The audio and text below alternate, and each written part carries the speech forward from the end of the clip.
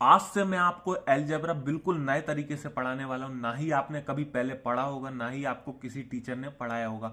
अब मैं जो आपको समझा रहा हूं बहुत ध्यान से समझना, क्योंकि आज जो टॉपिक पढ़ रहे हो ऐसा नहीं है कि सिर्फ आपको आज की वीडियो में ही काम आएगा। ये इन सभी फॉर्मूलों के लिए बहुत जरूरी है। जब आपको ये फॉर्मूले याद नहीं होंगे तब आप इससे करो, कभी नहीं भूलोगे। लेकिन नोट्स बनाते हुए चलना, क्योंकि ट्रिक ज्यादा समय तक याद नहीं रहती, इन्हें पेपर के टाइम पर रिवीजन किया जाता है। अब मैं आपको थोड़ा सा बेसिक बता दूं। अब ये तो सबको पता होगा कि ये क्या लिखा है, ए प्लस बी, ये क्या लिखा है, ए स्क्वायर प्लस बी स्क्वायर, ये क्या लिखा है, ए क्यू प्लस बी क्यू, ये क्या लिखा है, ए की पावर 4 प्लस बी की पावर 4।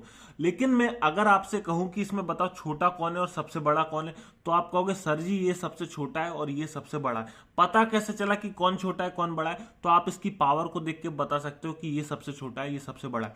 अब कुछ लोग कहेंगे सर इधर पर तो कोई पावर है ही नहीं, तो मैं कहूंगा जब कोई पावर नहीं दिख रही है तो आप उसके ऊपर 1 मान लो, अगर नहीं दिख रही है तो 1 मान लो। लेकिन आपको कभी भी क्वेश्चन में पावर 1 लिखी नहीं मिलेगी, तो आपको डायरेक्ट ए प्लस बी ही याद रखना है कि ए प्लस बी होता है या तो ए माइनस बी होता है, बस यही होता है। अब ऐसे ये ए स्क्वायर प्लस बी स्क्वायर होगा तो ए स्क्वायर माइनस बी स्क्वायर हो सकता है, ए क्यू प्लस बी क्यू है तो ए क्यू माइनस बी क्यू हो सकता है। लेकिन ये नहीं पढ़ेंगे, क्यों? क्योंकि ये इसी से बनता है। अब ये आपको अभी नहीं पढ़ना, जब क्वेश्चन आएंगे वहां मैं अलग से समझाऊंगा। बट आपको 1 2 3 ये तीनों चीजों को समझना है। तो आपको ये तो पता चल गया कि छोटा कौन बड़ा कौन। तो ये सबसे छोटा होता है, फिर ये इससे बड़ा होता है, और ये इन दोनों से बड़ा होता है, ये इन तीनों से बड़ा होता है। तो ये तो आपको पता चल गया कि छोटा कौन बड़ा कौन। जब आप लोग क्वेश्चन पढ़ते हो तो क्वेश्चन में आपको क्या क्या देखने को मिलता है? ए प्लस बी देखने को मिलता है और ए माइनस बी भी देखने को मिलता है। ए प्लस बी या ए माइनस बी। अब ए प्लस बी के साथ ए बी भी देखने को मिलता है। क्या? ए प्लस बी के साथ ए बी भी देखने को मिलता है। अगर ए प्लस बी ए बी दिया जाएगा तो आपसे क्या क्या पूछ सकता है? ए स्क्वायर प्लस बी स्क्वायर क्या होगा, या ऐसे पूछ सकता है कि बताओ ए क्यू प्लस बी क्यू क्या होगा। अगर आपको क्वेश्चन में ए माइनस बी और ए बी दिया जाए तो आपसे ये भी पूछ सकता है कि बताओ ए स्क्वायर माइनस बी स्क्वायर क्या होगा, ए क्यू माइनस बी क्यू क्या होगा। अब आपके सामने कुछ इक्वेशन लिखी हुई। इक्वेशन से मतलब है कि ये एक इक्वेशन है, ये भी एक इक्वेशन है, ये भी इक्वेशन है, ये भी इक्वेशन है, ये भी इक्वेशन, यानी कि ये सब क्या है? इक्वेशन है। अब आपको क्वेश्चन में कोई भी 2 इक्वेशन देके तीसरी इक्वेशन पूछ सकता है। जैसे कि मान लो आपको ए प्लस बी और ए बी दे दिया जाए और आपसे पूछे ए स्क्वायर प्लस बी स्क्वायर कितना होगा, ए क्यू प्लस बी क्यू कितना होगा। या ए माइनस बी और ए बी दे दे तो आपसे पूछ सकता है ए स्क्वायर माइनस बी स्क्वायर कितना होगा, ए क्यू माइनस बी क्यू कितना होगा। या आपको ये दोनों दे के आपसे ये भी पूछ सकता है, ये भी पूछ सकता है, या ये दोनों देके आपको ये भी पूछ सकता है, ये भी पूछ सकता है। तो पेपर बनाने वाला इनमें से कोई भी 2 इक्वेशन उठाकर आपसे तीसरी इक्वेशन पूछ सकता है। तो परेशान मत होना, ना तो आपको फॉर्मूला याद करना है, ना कोई वैल्यू पुट करना है। अब मैंने आपको इतना कुछ बताया कि बताओ इनमें छोटा कौन है बड़ा कौन है, तो आप कहोगे सर जी ये छोटा है ये बड़ा है। तो यहां भी देखो छोटा कौन है, ये छोटा है, ये बड़ा है, ये वाला इन दोनों से ही बड़ा है। कहो इन दोनों से ही बड़ा है ना। तो आपको ये समझना है कि आपको क्वेश्चन में या तो छोटा दिया होगा या तो बड़ा दिया होगा। लेकिन अगर छोटा दिया हो और बड़ा वाला पूछ ले, जैसे कि छोटा दिया हो और बड़ा वाला अगर आपसे पूछ लेता है कोई भी, जैसे कि छोटा दिया, अच्छे से रुको पेन नहीं चला, मैं दूसरा मार्कर ले लूं। जब भी छोटे से बड़ा वाला पूछा, अगर छोटा वाला दिया हो, क्या छोटा वाला, या ये कह सकते हैं बिन पावर का, ये क्या है बिन बिन पावर का, इस पर कोई पावर नहीं चढ़ी तो ये बिना पावर का। जब आपको बिना पावर का दिया हो और आपसे पावर वाला पूछा जाए, क्या बिना पावर का दिया हो और पावर वाला पूछा जाए, तो आपको प्लस की जगह माइनस करना है। क्या? जैसे कि यहां पर प्लस दिया हुआ है तो प्लस की जगह आप क्या करोगे? माइनस, और माइनस की जगह क्या कर दोगे? प्लस। क्या? प्लस की जगह माइनस, माइनस की जगह प्लस। यहां पर सिंबल चेंज हो जाते हैं। क्या हो जाते हैं? सिंबल चेंज हो जाते हैं। लेकिन अगर आप बड़े से छोटे में आते हो, अगर बड़े वाले इक्वेशन दी हो और आपको छोटी वाली इक्वेशन निकालनी हो, यानी कि बड़े से अगर आप छोटे की तरफ आते हैं, क्या बड़े से छोटे की तरफ आते हैं, तो प्लस वाला प्लस ही रहता है। क्या? प्लस वाला प्लस ही रहता है, माइनस वाला माइनस ही रहता है। ये बातें याद रखना, प्लस वाला प्लस ही रहेगा, माइनस वाला माइनस ही रहेगा। और एक कंडीशन और है, जब आप बिल्कुल बिन पावर से बिन पावर में जाते हो, क्या बिन पावर से बिन पावर में जाते हो, तब भी प्लस वाला प्लस ही रहेगा, माइनस वाला माइनस ही रहेगा। बिन पावर से बिन पावर में अगर आप जाओगे तो प्लस वाला प्लस रहेगा, माइनस वाला माइनस रहेगा। चलो ये तो हो गया। अब आपके सामने लिखा है a प्लस बी। अगर मैं x प्लस वाई लिख दूं, यहां पर एक्स वाई लिख दूं, X square plus Y square लिख दूं, X Q plus Y Q लिख दूं, तो क्या फॉर्मूला चेंज हो जाएगा? नहीं। मैंने आपको फर्स्ट पार्ट में ही बताया कि अल्फाबेट चेंज हो जाने से कोई फॉर्मूला चेंज नहीं होता। फॉर्मूला जो होगा वही रहेगा, वो नहीं बदलता। आप इसकी जगह कुछ भी लिख सकते हो, a प्लस बी की जगह x प्लस वाई लिख दो, p प्लस क्यू लिख दो, c प्लस डी लिख दो। सिर्फ अल्फाबेट ही तो चेंज हो रहा है, तो फॉर्मूला थोड़ी ना चेंज होगा। अब आपको ये तो पता है कि बिन पावर से पावर में जा रहे हो और पावर से बिन पावर में आ रहे हैं, तो लेकिन इनका करना क्या है? ये तो आपने बता दिया कि भैया बिन पावर से पावर में जाओ तो प्लस का माइनस रहेगा, माइनस का प्लस हो जाएगा। लेकिन अगर पावर से बिन पावर में जा रहे हो तो प्लस का प्लस रहेगा, माइनस का माइनस रहेगा। बट करेंगे कैसे, वो तो बताओ आप सर जी। तो देखो भाई, मान लो क्वेश्चन में आपको a प्लस बी दिया हुआ है, ए बी दिया हुआ है, और फिर आपसे पूछता है कि बताओ ए स्क्वायर प्लस बी स्क्वायर क्या होगा, या पूछ रहे ए क्यू प्लस बी क्यू क्या होगा। तो मेरी बात को समझना।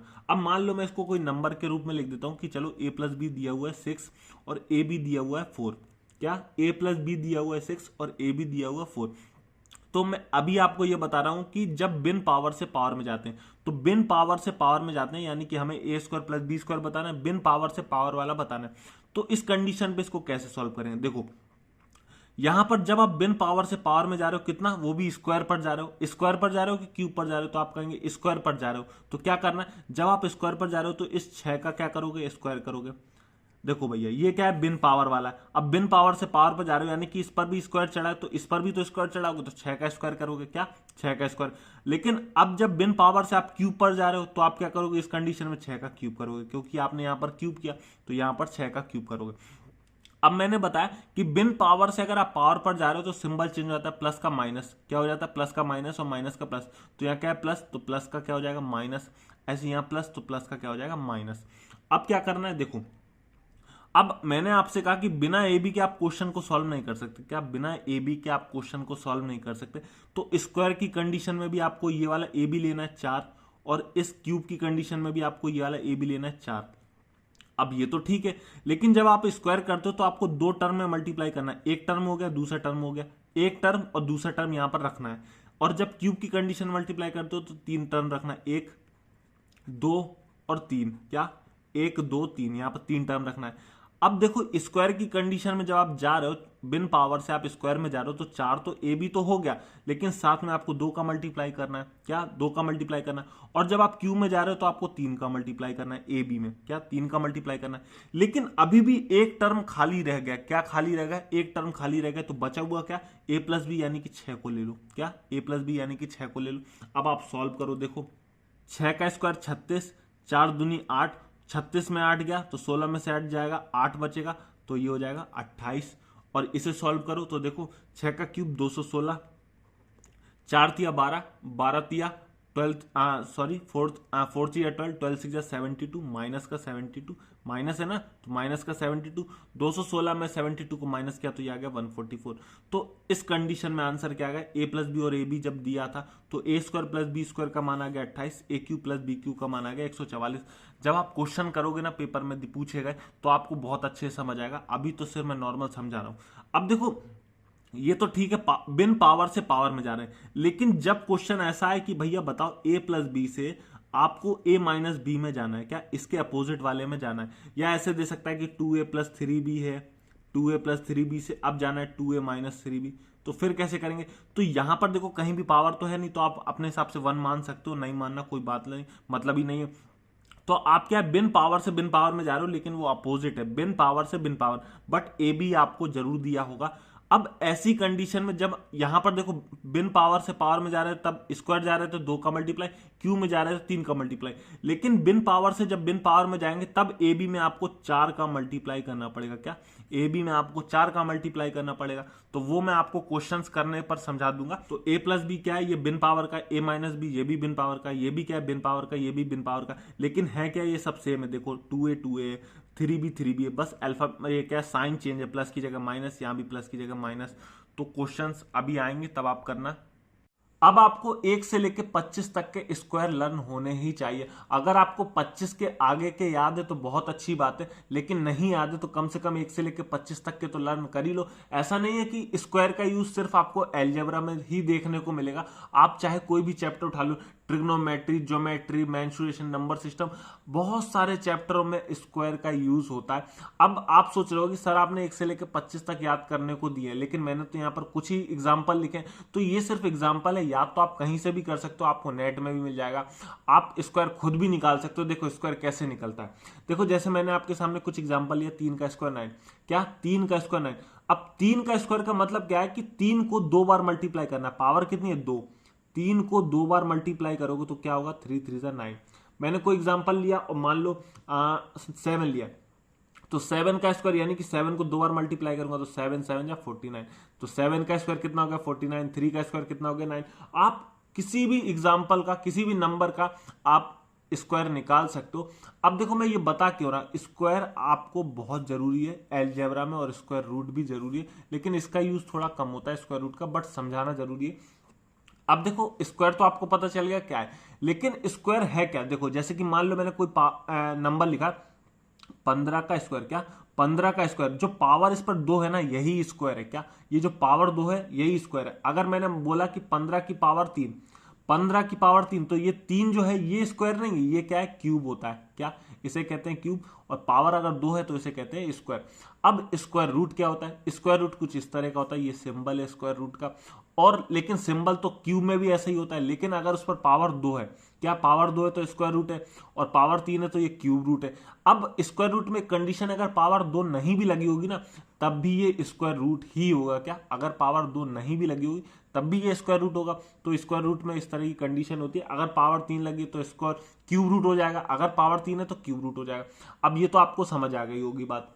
अब मैं आपको क्या समझाना चाह रहा हूं, मान लो मैंने आपके सामने 24 का स्क्वायर लिया, क्या 24 का स्क्वायर, तो 24 का स्क्वायर कितना होता है 576, कितना होता है 576। मैंने एग्जांपल के लिए पहले लिख दिया कि अगर आपको याद भी ना हो तो आप डायरेक्ट देख सकते हो 24 का स्क्वायर कितना है 576। अब मुझे इस पर क्या लगाना है स्क्वायर रूट लगाना है। कैसे लगेगा, अगर मैं यहाँ का स्क्वायर हटा दूंगा तो यहाँ पर स्क्वायर रूट चढ़ जाएगा, क्या अगर मैं यहाँ का स्क्वायर हटा दूंगा तो यहाँ पर स्क्वायर रूट चढ़ जाएगा। अब देखो स्क्वायर रूट या ये कह सकते हैं अंडर रूट 576 की वैल्यू कितनी है 24, तो आप डायरेक्ट ये भी कह सकते हैं कि अंडर रूट 576 की वैल्यू कितनी आ गई 24। तो ये बाहर निकालने का तरीका है, अगर आपको स्क्वायर पता है 24 का स्क्वायर कितना होता है 576, स्क्वायर हटाओगे तो अंडर रूट चढ़ जाता है। अब डायरेक्ट मुझे बाहर निकालना है तो अंडर रूट 576 कितना है 24, क्यों क्योंकि आपको वैल्यू याद है स्क्वायर, अब स्क्वायर याद है तो फिर स्क्वायर रूट भी याद रहता है। अब ये सब तो बेसिक सी बातें थी, लेकिन कल हम लोग क्वेश्चन को करेंगे और अच्छे लेवल के क्वेश्चंस करेंगे, तो वीडियो देखना जरूर।